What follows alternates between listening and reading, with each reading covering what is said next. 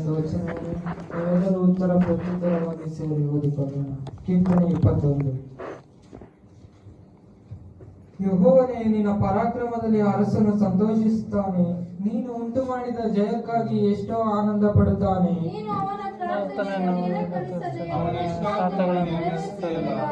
ನಾನಾ ಶುಭಗಳೊಡನೆ ನೀನೇ ಅವನನ್ನು ಎದುರುಗೊಂಡಿಯಲ್ಲ. ಅವನ ತಲೆಯ ಮೇಲೆ ಸುವರ್ಣ ಕಿರೀಟವನ್ನು ಇಟ್ಟಿದ್ದಿ.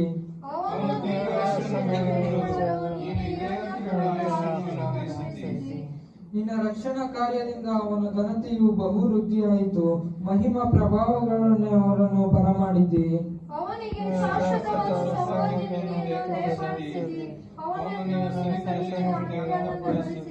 ಅರಸನು ಯೆಹೋವನಲ್ಲಿಯೇ ಭರವಸವಿಟ್ಟಿದ್ದಾನೆ. ಪರಾತ್ಮನ ಕೃಪೆಯ ದೆಸೆಯಿಂದ ಅವನು ಕದಲುವುದೇ ಇಲ್ಲ.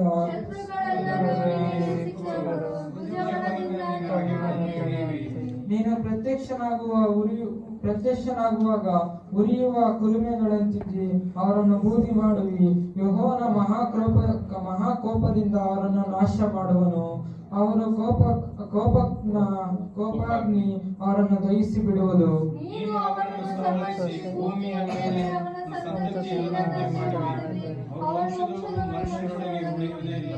ಅವರ ತಂತ್ರೋಪಾಯಗಳನ್ನು ಕಲ್ಪಿಸಿ ನಿನಗೆ ಕೇಡನ್ನು ಮಾಡಬೇಕೆಂದು ಆಲೋಚಿಸಿದರೂ ಅದು ನಡೆಯುವುದೇ ಇಲ್ಲ.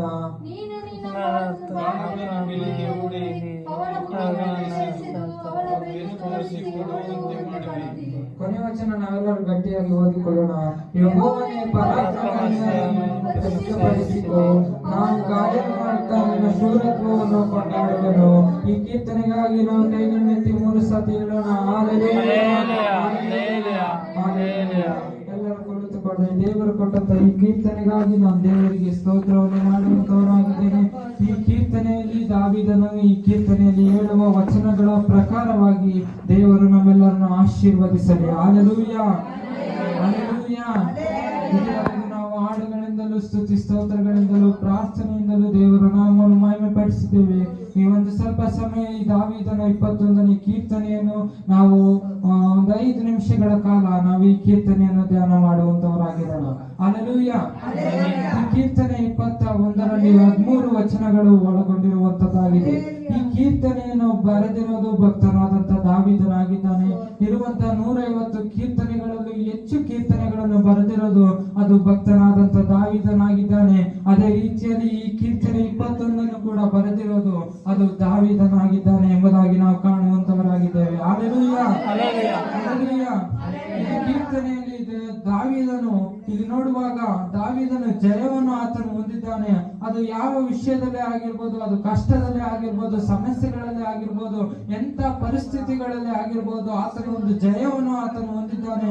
ಆತನು ಈ ಕೀರ್ತನೆಯಲ್ಲಿ ದೇವರ ಪರಾಕ್ರಮದ ಕುರಿತಾಗಿ, ಆತನ ಶಕ್ತಿಯ ಕುರಿತಾಗಿ, ಆತನ ಒಂದು ಪವರಿನ ಕುರಿತಾಗಿ ಆತನಲ್ಲಿ ಹೇಳ್ತಾ ಇರುವಂತದ್ದನ್ನು ನಾವು ಈ ಕೀರ್ತನೆಯಲ್ಲಿ ಕಾಣುವಂತವರಾಗಿದ್ದೇವೆ. ಹಲ್ಲೆಲೂಯಾ.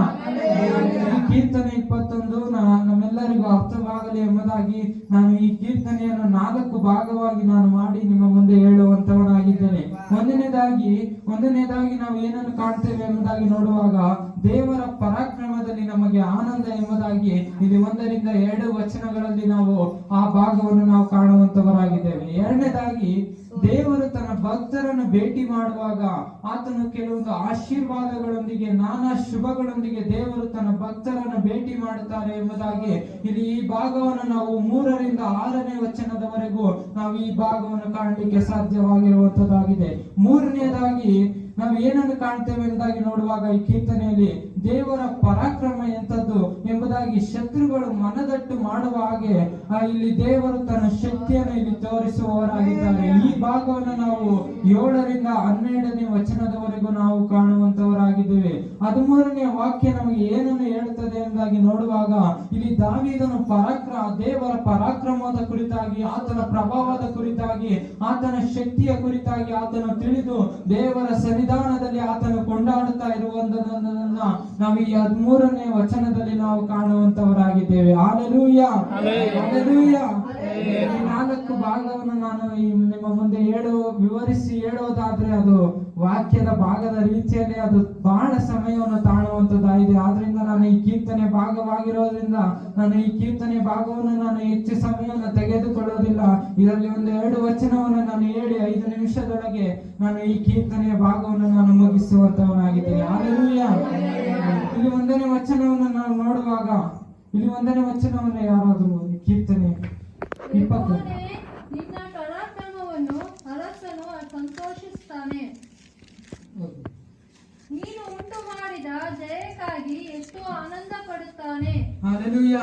ಇಲ್ಲಿ ದಾವೀದನು ಅವನು ದೇವರ ಶಕ್ತಿಯನ್ನು ನೋಡಿ, ಆತನ ಪರಾಕ್ರಮವನ್ನು ನೋಡಿ, ಆತನ ಪ್ರಭಾವವನ್ನು ನೋಡಿ ಅವನು ಇಲ್ಲಿ ದೇವರ ಶಕ್ತಿಯಲ್ಲಿ ಆತನು ಇಲ್ಲಿ ಆನಂದ ಪಡುವವನಾಗಿದ್ದಾನೆ. ನಾವು ಆರಾಧನೆ ಮಾಡುವಂತ ದೇವರು, ನಾವು ಸ್ತುತಿಸುವಂತ ದೇವರು, ನಾವು ಪ್ರಾರ್ಥನೆ ಮಾಡುವಂತ ದೇವರ ಶಕ್ತಿಯನ್ನು ತಿಳಿದವನಾಗಿ ಇಲ್ಲಿ ದಾವೀದನು ಆನಂದ ಪಡುತ್ತಾ ಇರುವಂತದನ್ನು ನಾವು ಇಲ್ಲಿ ಕಾಣುವಂತವರಾಗಿದ್ದೇವೆ. ಇಲ್ಲಿ ದಾವೀದನು ಸರ್ವವನ್ನು ಸಮಸ್ತವನ್ನು ಉಂಟು ಮಾಡಿದಂತ ದೇವರ ಪರಾಕ್ರಮದ ಕುರಿತಾಗಿ. ಹಾಗಾದ್ರೆ ಆತನ ಪರಾಕ್ರಮ ಅಂದ್ರೆ ಏನು, ಆತನ ಶಕ್ತಿ ಅಂದ್ರೆ ಏನು, ಆತನ ಪ್ರಭಾವ ಅಂದ್ರೆ ಏನು ಎಂಬುದಾಗಿ ನಾವು ನೋಡುವಾಗ ಇಲ್ಲಿ ನಾವು ದೇವರ ವಾಕ್ಯದಲ್ಲಿ ಅನೇಕ ಅಧ್ಯಾಯಗಳಲ್ಲಿ ನಾವು ನೋಡುವಾಗ ನಾವು ಈ ರೀತಿಯಾಗಿ ಕಾಣ್ತೇವೆ. ಇಸ್ರೇಲ್ ಮಕ್ಕಳನ್ನು ಕೆಂಪು ಸಮುದ್ರದ ಮಧ್ಯದಲ್ಲಿ ನಡೆಸಿಕೊಂಡು ಬಂದಂತದ್ದು ಆತನ ಪರಾಕ್ರಮವಾಗಿದೆ. ಬಂಡೆಯಿಂದ ನೀರನ್ನು ಬರುವ ಹಾಗೆ ಮಾಡಿದ್ದು ಆತನ ಪರಾಕ್ರಮವಾಗಿದೆ. ಫರೋವನ ಸೇನೆಯನ್ನು ನಾಶ ಮಾಡಿದ್ದು ಆತನ ಪರಾಕ್ರಮವಾಗಿದೆ. ಎರಿಕೋ ಗೋಡೆಗಳನ್ನು ನೆಲಸಮ ಮಾಡಿದ್ದು ಆತನ ಪರಾಕ್ರಮವಾಗಿದೆ. ಸತ್ತು ಸಮಾಧಿಯಲ್ಲಿದ್ದಂತ ಲಾಜರನನ್ನು ಎಬ್ಬಿಸಿದ್ದು ಆತನ ಪರಾಕ್ರಮವಾಗಿದೆ.